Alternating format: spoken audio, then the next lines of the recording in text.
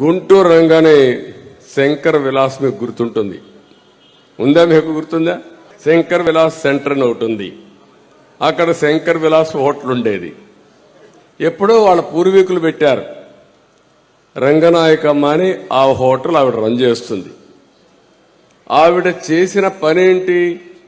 ఒక సమాజ హితం కోసం ఎప్పుడైతే మీకు విశాఖపట్నంలో ఒక యాక్సిడెంట్ జరిగింది ఎల్జీ పాలిమర్స్ లో, ఆ సంఘటన పట్ల ఆవిడ బాధపడింది.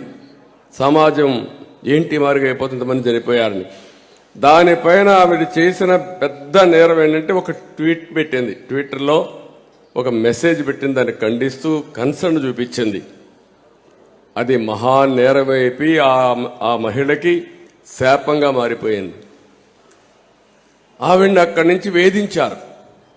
నువ్వు పెడతావా అని చెప్పి వేధించి కడాన ఆవిడపైన 41A నోటీస్ ఇవ్వకుండా అరెస్ట్ చేయబోతే కోర్టుకు పోయి బెయిల్ తెచ్చుకునింది.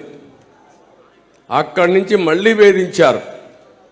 ఆవిడ్ని ఆ హోటల్లో ఏ విధంగానైనా సరే ముయించాలని ప్రయత్నం చేసి, తద్వారా మీరు చూస్తే ఎవరైతే ఆవిడ మీద వ్యతిరేకంగా ఉంటారో వాళ్ళందరినీ పురుకొల్పి లేని అప్పులు కూడా ఉన్నట్టు సృష్టించి వాళ్ళందరినీ ఇంటికి పంపించి బెదిరించి కడానా హోటల్ ముయించేశారు. హోటల్ ముయించేసిన తర్వాత ఆవిడ ఇంకేదో ఒక వ్యాపారం చేసుకోవాలని ఇంకొక చిన్న వ్యాపారం చేసుకోవడానికి ఇంకొకటి ఎస్టాబ్లిష్మెంట్ స్టార్ట్ చేసింది. అది స్టార్ట్ చేస్తే అక్కడ అది జరగనీయకుండా అడ్డం పడ్డారు, పర్మిషన్ ఇవ్వకుండా అడ్డం పడ్డారు. ఇంకా బతకలేక ఈ ఊరు వదిలిపెట్టి హైదరాబాద్కి వెళ్ళింది. Can you imagine this?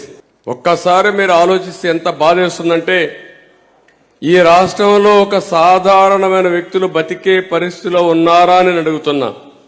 ఈ రోజే నేను చూసినప్పుడు రంగనాయకమ్మ గారి యొక్క అరెస్ట్ ఆ రోజు చూశాను, నేను సహకరించాను, పార్టీ కూడా కండెమ్ చేశాం. కానీ ఈరోజు ఆంధ్రజ్యోతిలో నవ్య అనే దీని కింద ఆర్టికల్ రాసి ఈ స్టోరీ అంతా రాస్తే మనసుండే ప్రతి ఒక్కడు కూడా బాధపడాలి.